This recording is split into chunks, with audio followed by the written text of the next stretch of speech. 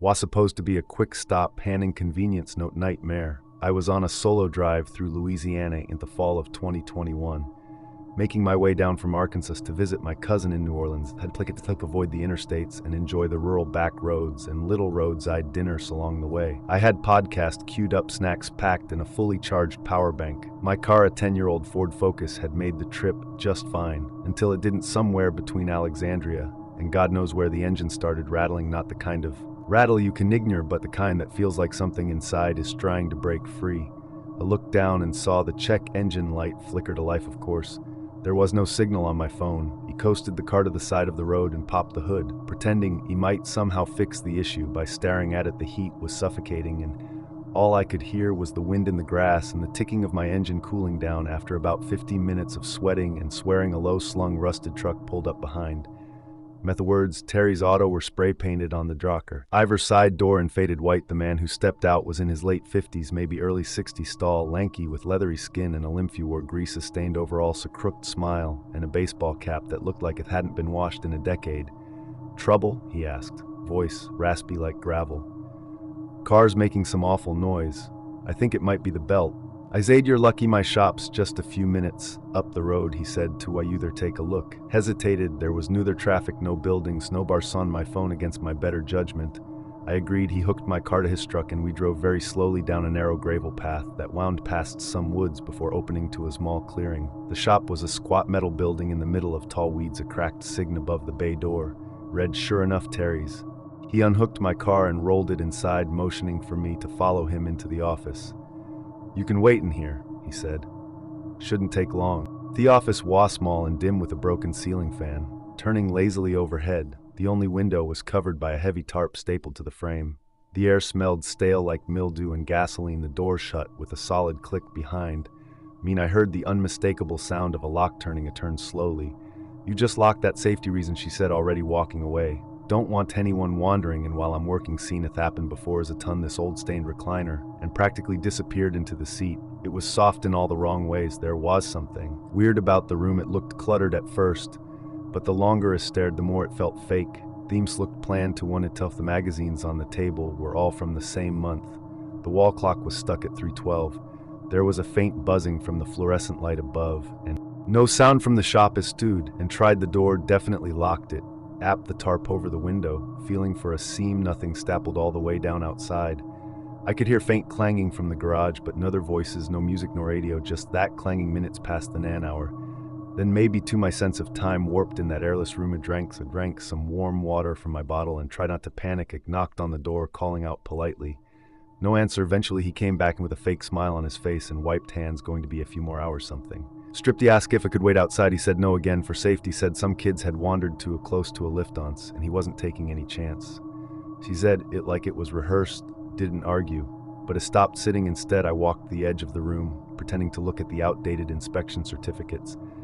Then eyes await a door at the back of the office, half concealed by a shelving unit filled with spare air filters and fan belts. Not a proper exit door, just one of those old interior ones with a push lock. He waited until I heard him clanging around again in the garage, then carefully pulled the shelf just enough to squeeze through the door, lead into a narrow hallways to rage. On one side a bathroom, on the other at the end another door. This one had a push bar. I shoved it open, stepping out into the back of the lot. No fence, just trees. I skirted the building and crept around to the front, staying low behind the overgrown brush. My car was still in the bay, hood up, no parts removed, just sitting there like bait. Is napped a photo of the license plate on his truck, just in case is printed for that gravel road, like my life depended on it. And didn't stop until I reached the highway. I must have walked for over an hour before a pickup finally pulled over. An older man and his wife. It was disheveled, sweaty, borderline hysterical, but they listened. They drove, met the sheriff's station in the next town. Told them everything. The deputy on duty gave me a long look before exhaling. "We've heard complaints about nothing we can prove. Say, he's got Harry. Go to keep his property secure, but you're not the first to come in with a story like that." He asked why Noon had done anything. He shrugged. He's never done anything illegal. Illegal, not technically. They gave me a lift back to the shop this time with a cruiser behind us. He was back in the office. When we arrived, he opened the door like nothing had happened. "Oh, she's back," he said. "Car's all done." I didn't say a word, just grabbed my keys and drove. But here's what still gets me. About a week after I got home, I was cleaning out the trunk when I found something wedged between the spare tire and the interior paneling. It was a laminated card, the kind you'd find hanging from a rear-view mirror. No logo, no writing on the front. But when I flipped it over, there was a handwritten note in red ink. It said, "Next time, don't run." That was it, no name, no explanation, just that sentences staring up at me from inside my own vehicle. I didn't know whether to report it or not. What would I even say? All I know is I sold that car a month later, and now whenever I travel alone, I let someone know exactly where I'm stopping, and I don't take chances on charming back road tours. Because that man wasn't just being creepy, he had a plan, and I think I ruined it in the summer of 2022. I was doing a solo tour up the coast, just met my guitar and whatever beat-up Mo couch I could crash on that particular night. I wasn't asking for much, just one calm night between gigs. I'd finished a small set in Chico, and I didn't feel like driving all the way to Eureka where my next show was, so I pulled up Airbnb and found a cheap cabin listing just outside of Reading, rustic, private, perfect for creative getaways. The listing said it had good reviews and it was only $60 for the night. Booked, the host messaged back within minutes. Super friendly, maybe a bit over the top, sent me a bunch of emojis and said, "Looking forward to meeting you." When I got there, the driveway was long, all gravel and dust, with nothing but brush around and zero signs of life nearby. The house itself wasn't a cabin so much as an old bungalow with new paint. There was a beat-up Jeep in the yard and a bunch of wind chimes hanging from the eaves. A part stretched and knocked. The guy who answered was maybe in his mid-40s. She had on cargo shorts and a tank top and smelled kind of like vanish and body odor. He shook my hand a little too long and asked a lot of questions. Where was I headed? Was it touring alone? Did anyone know? I was sure I kept it vague. Just wanted a shower and some sleep inside it. Looked fine, not fancy, but clean. The host walked me through the house. Even though I'd only booked a private room, he showed me the kitchen porch, the living room. Oddly, he kept locking doors behind use as we moved through each area. I noticed all the windows had heavy blackout curtains. Even in the kitchen, there was a camera above the fridge, not a baby monitor or a Nest Cam, a mounted camera pointed at the center of the room. "You into security stuff?" I asked, trying to keep it light. He smiled. "Too wide out here. You never know who you can trust." I nodded and didn't ask any more questions. He showed me my room but didn't leave, just stood in the doorway while I put my bag down. "Hey," he said, "you like wine? I've got a bottle open. Come join me when you're settled." "Maybe in a bit," I said. He finally left. I waited 5 minutes, locked my door, and then pushed the dresser in front of it. I didn't sleep much. Every time I started to drift off, I thought I heard footsteps or the creak of the floorboards just outside the room. Around 3 a.m., I heard a knock, not loud, just 3 soft taps. I didn't move. They didn't come back. In the morning, sunlight barely filtered in through the curtains. I packed up quickly, grabbed my keys, or thought I did. They weren't on the nightstand or the floor or the dresser. I checked my bag, my pockets, nothing. Then I saw the note, a handwritten piece of paper, had been slid under the door. "Don't leave until we talk." My stomach turned. He pulled out my phone. No signal. Opened the door slowly. The hallway was empty. It crept toward the front of the house. Listening, it could hear movement in the kitchen, the clink of dishes. Maybe I backed away. The door to the outside had a new padlock on it. I hadn't seen the night before. He needed those keys. I remembered the host showing me the garage area through a glass door the night before he'd left his tools. There maybe has to shed the keys. There is lipped outside through a side door that led to the backyard, then circled around to the garage. It was unlocked, the placery of oil and dust. These kind of stepped-in tools hung neatly on pegboard. Starps were piled in the corner. There were shelves stacked with labeled plastic drawers, screws, nails, bolts, junk, and in the drawer labeled spare parts. I found them, my keys, and then I heard a voice yelling, "Didn't want to do this the hard way." I didn't think it ran. It didn't even close the car door before it started the engine. Gravel shot out behind me. As I peeled out of the driveway, no sign of the host, just wind chimes clinking in the windows.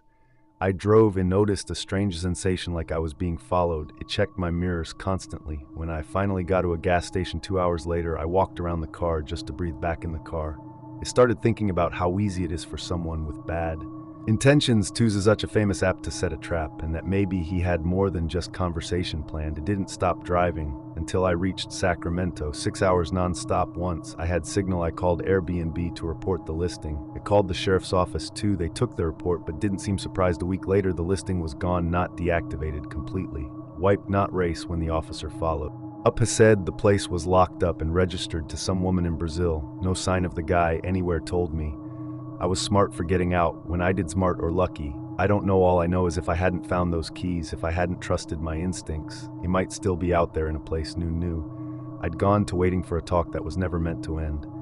Well, it was one of those classic college road trips, impromptu, slightly underplanned, and completely fueled by caffeine snacks and the kind of restless energy you only have when you're 23 and trying to make memories. Before life starts feeling serious, my best friend Jess and I had left Denver that morning and were driving through Nebraska on our way to Chicago. We'd mapped out a bunch of scenic stops and roadside oddities along the way. Giant corn statues, weird dinners, those quirky roadside museums. Noon Elsa stop sat the day had started off easy, good music, decent weather, minimal traffic. Jess and I had been talking about school, about her maybe moving to Portland after graduation, about me possibly deferring med school for a year. Just mindless future talk. By the time we hit western Nebraska, surprises now, storms started rolling. And it wasn't a blizzard, but it was enough to coat the highway in that fine slippery dusting that makes your hands lock around the steering wheel, and your eyes dart nervously to every sway of the tires.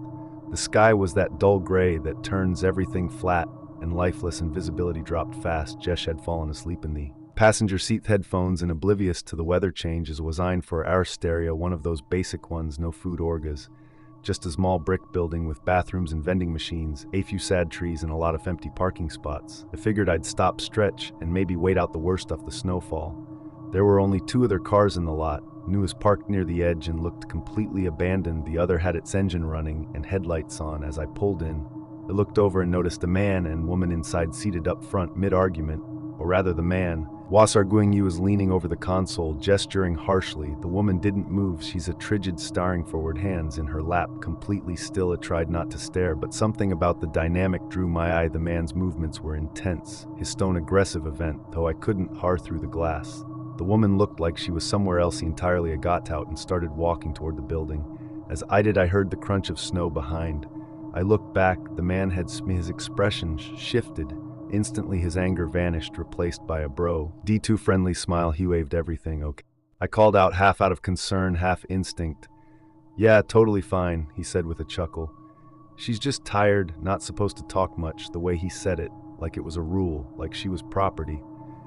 The woman didn't move, didn't blink. Her eyes didn't rack me, nodded awkwardly, and made a beeline for the building inside. I hovered near the vending machines and watched their care and their reflection. The man stared at the door for a while, then backed out slowly and drove off back in the car. I told Jess. She shrugged it off. She was still waking up, but something about that woman unsettled me, not scared exactly, but off, like she wasn't even present in her own body, like her body was there, but the rest of her was somewhere else, out of reach. We kept driving and ended up at a roadside motel by late evening, the kind of place where the front desk is behind glass and the carpet smells like mildew. We were tired and just wanted somewhere to sleep. 2 beds, sun, flickering light, and a TV bolted to the dresser. Just knocked out right away. I stayed up longer than I meant to, scrolling through photos, watching the news, checking weather updates. I couldn't shake that image of the woman, her silence, her stillness. At some point, I heard a light knock, not at her door, but faintly through the wall, maybe like someone tapping or dragging fingers slowly along the dry wall. I turned off the TV and listened. It stopped a few minutes later. I thought I heard footsteps out in the lot, slow pacing back and forth, sometime after 11. I thought I saw a car drive by the front window again. No headlights this time, just the vague outline of a vehicle rolling past slowly. It gave me weird feeling, but it tried to write it off. Around midnight, I heard an engine. I peeked through the curtain at first all eyes were headlights, then the car came into views. A model, same faded bumper stickers, aim dent on the driver's side. It was them. I held my breath as they pulled into the lot. The gal walked into the office and returned with a key. She stayed in the car, motionless. They went into a room just a few doors down from our silent sleep. Every little sound from the hallway made my muscles tense on. I swear I heard soft whispering just outside our door. Didn't dare look. At one point, the door handle moved just slightly, as if someone was testing it. I pressed my back to the wall and waited until the silence returned. Around 5 a.m. I gave up. I woke. Jess told her I felt sick and begged her to get moving. She grumbled, but agreed. We were packed and on the road before the sun had crested the hills. Later that day, I called the sheriff's office. I gave them everything I had, the make and model of the cart, the name of the motel, the number of the room they pulled into. Yvette tried to describe the man's voice, how he smiled when he said that thing about her not talking. The deputy I spoke to listened for maybe 2 minutes before cutting me off with unless something actually happened. There's not much. That line hit me harder than I expected. Unless something actually happened. I remember just sitting there with the phone still in my hand, stunned, as if it wasn't enough that I watched a woman sit there like she wasn't allowed to exist outside of him. As if it wasn't bad enough that someone could move through life like that, silent, frozen, like a shell of a person. as if she had to be bleeding or screaming or already gone for anyone to care. It made messick, because I knew exactly what I'd seen, and every woman I've talked to since knows what I'm talking about. To that look, the hollow kind, that says someone's living under someone else's rules, conditioned, trained, erased weeks later. I looked up the motel, again tried to find some validation, but the room they went into. According to the system, it was never rented that night. No mention of the couple, nor accord like they'd never been there at all. Never got a call back from the sheriff's office, no even a courtesy check-in. But I still think about her, that empty stare, the way she moved. Not just quiet, compliant, and most of all, I still hear what he said. She's not supposed to talk. Not she can't, not she doesn't want to, she's not supposed to. I still don't know what that meant, but I've reviewed it over in my head 100 times, and every version is worse than the last. That still messes with me more than anything else that happened on that road trip back in spring 2022. I went on a solo road trip, nothing else, just my car and a backpack full of stuff.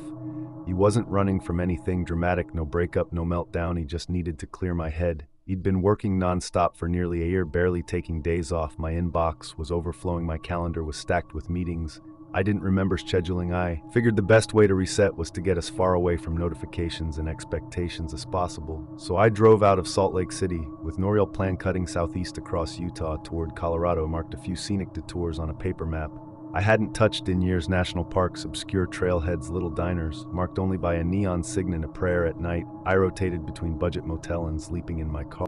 When the weather allowed, there was something meditative about the silence, about the space between radio towers. Entire days went by where the only voice I heard was my own, humming along with the road somewhere near Moab. After a long hike and a late lunch, a Tatakat truck. It got a text from unknown number. He almost didn't check it, but I did. It was a photo of my car, specifically the back of my car, parked exactly where I'd left it that morning at a trailhead about 3 mi from the overlook. The angle was strange low, like someone had crouched behind a rock to take it. The composition had a kind of weird beauty to it, like someone had really thought it through, almost artistic, and the timestamp matched the window when I'd been far out on the trail completely alone. There was no caption, just the images stared at it. For a while my first thought was that it was a mistake, a wrong number. Then I considered it might be a prank. But none knew where I was. I hadn't told anyone, hadn't posted anything online, hadn't even mentioned the road trip to my coworkers, and the number didn't match any contacts. I replied, "Who is this?" No answer. I kept checking every 10 minutes for hours, still nothing. That night I checked into a small roadside motel outside Monticello, a single floor strip with buzzing lights and a front desk that looked like it hadn't been dusted in months. He asked the clerk if the Wi-Fi worked. He just grunted. I locked the door, closed the curtains, and tried to dismiss the whole thing. Maybe someone copied down my number wrong. Maybe it was a glitch, a strange one-time thing. The next morning, a second text came through. It was another photo. This one was from across the parking lot. A zoomed-in shot through the gap in my motel curtains. The angle was too perfect inside the photo. I was sitting at the desk in the room, my laptop open, a bag of chips next to my mouth. Mid-bite, the timestamp was from the night before. As stood up of ass, my chair tipped over, yanked open the curtains and scanned the lot. Only a few cars, a pickup with its bed full of tarps, a van with tinted windows, a compact sedan with out-of-state plates. Nothing screamed suspicious. He went to the front desk, showed the photo to the clerk, didn't even blink. "We get word, DOS." Sometimes he mumbled. That was it, enough for to call someone, no questions, just apathies.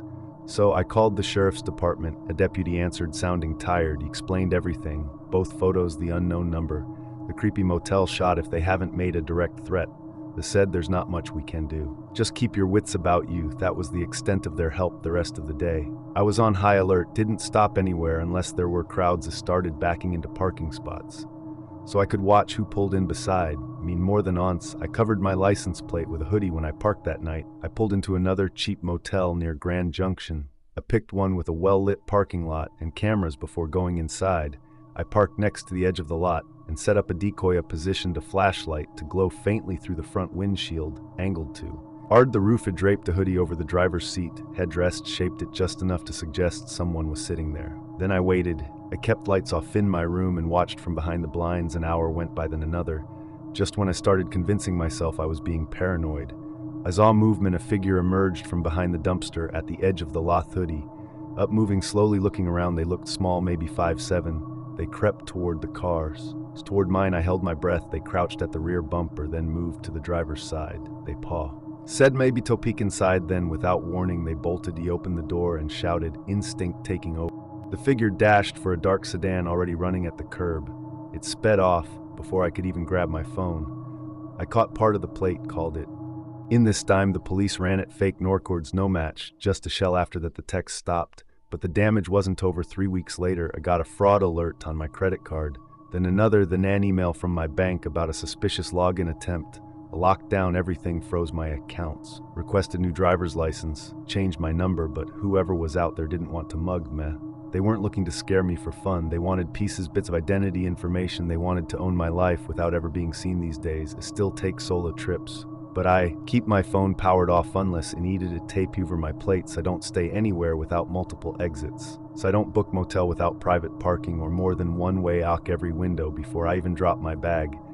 Thought I was being careful before watching my surroundings, locking my doors, looking over my shoulder, but the truth is I was only thinking about the kind of danger. I could see what I didn't realize was how easy it's to be hunted without anyone ever laying a hand on you, because someone out there wasn't just following me, they were learning Methro. Metadata geotags public records. They didn't need to break in, they just needed Meta trust the technology around. Meta keep sharing, tracking, syncing, and now I have no idea what they took, no way of knowing how far they went. All I know is someone out there built a profile of me without my permission, and they were close enough to touch me, but chose not to. That's what keeps me up at night. If you think road trips are just about open skis and playlists, you haven't watched this channel enough. Smash that like button, hit subscribe, and tell us your own terrifying travel story. And the comments ready for more. Click now to watch 4 very disturbing desert horror stories. The desert doesn't echo your scream.